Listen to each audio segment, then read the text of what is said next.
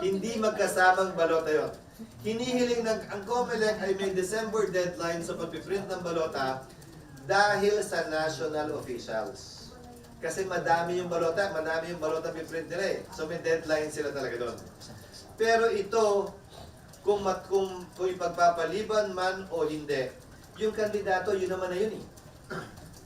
Kunyari, gawin natin May 30 yung election, kung yun ang maging kapasahan ng Kongreso. Gawin June 5. Ipiprint pa rin naman nila yung balota eh.